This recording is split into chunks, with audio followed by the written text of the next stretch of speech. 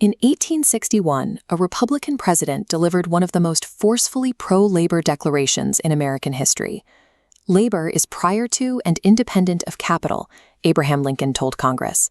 Labor is the superior of capital and deserves much the higher consideration. The prosperity of the mid-century grew from a specific legislative framework. It was a design built on a rising wage floor, massive public investment in education, and the legal power of workers to bargain for a share of the growth they created. That framework began with the Fair Labor Standards Act of 1938. The law was intended to pull workers out of the poverty trap and jumpstart an economy still battered by the Depression. This chart shows the original ambition of that wage. In 1938, the federal minimum was set at 25 cents an hour.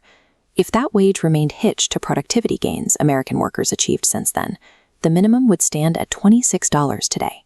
Beyond the wage floor, the law mandated a 40-hour work week and removed children from mines and factories, shifting youth back into the classroom. These policies were not acts of charity. They were an economic engine. By 1940, the law helped stabilize incomes for 20% of the workforce, creating a generation of families with the quiet confidence that hard work paid real dividends. Yet the 1938 design carried a calculated compromise.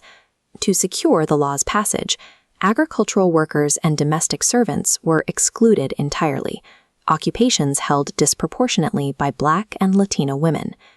In 1950, Clara lived in Sunflower County, Mississippi, on the other side of that compromise. She picked cotton until her hands bled for 10 cents an hour. With no minimum wage floor and no overtime protection, she ended most seasons in perpetual debt to the plantation store for the very tools and food she needed to survive. If the law had reached her, that same labor would have earned Clara a wage floor and overtime pay. She might have paid down her debts, purchased a few acres of her own, or kept her children in school past the harvest season. Instead, the exclusion trapped millions on the raw market floor, creating a two-tiered economy where industrial workers rose toward security while others remained vulnerable by design. In 1944, the GI Bill expanded the middle class further, providing millions of veterans with free college tuition and low-interest home loans. It was a massive investment in human capital that fueled a historic suburban boom. But here, too, the implementation was left to local officials. In the South, segregationists structured the administration of these benefits to ensure that the keys to homeownership and higher education were rarely handed to Black veterans. The results in Mississippi were stark. By 1947, out of more than 3,000 GI Bill home loans, only 2 went to Black veterans.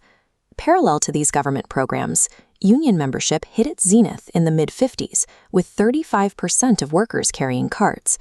This gave labor the leverage to keep real compensation rising in lockstep with the economy. For those inside the system, a single paycheck could sustain a household.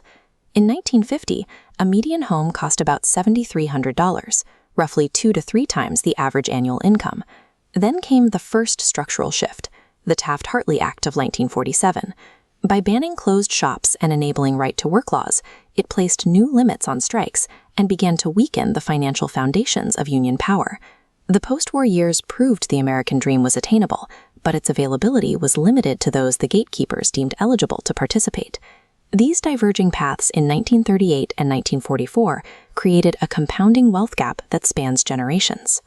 Today, the median white household net worth is over $188,000, while the median Black household has roughly $24,000. We see the modern consequence in families like Emily and Mark. In 2026, they work 4 jobs between them just to manage a $2,500 mortgage and basic utilities. Emily's grandmother was one of those domestic workers excluded from the 1938 wage floor. That lack of inherited wealth or property equity means Emily and Mark have no financial cushion to fall back on today. Policy choices from 8 decades ago are still quietly writing the balance in their bank account. This history proves that prosperity for the many is a result of specific conditions: a wage floor that tracks productivity, broad access to education, and the legal leverage to bargain for growth. When those 3 variables align, the results are measurable. Rebuilding that stability today depends on restoring those conditions for every worker, without the original exclusions. But first, we have to look at how that mid-century ladder was dismantled. There is one year that changed the story more than any other, untethering financial returns from productive work and handing the gains to shareholders. That year was 1971.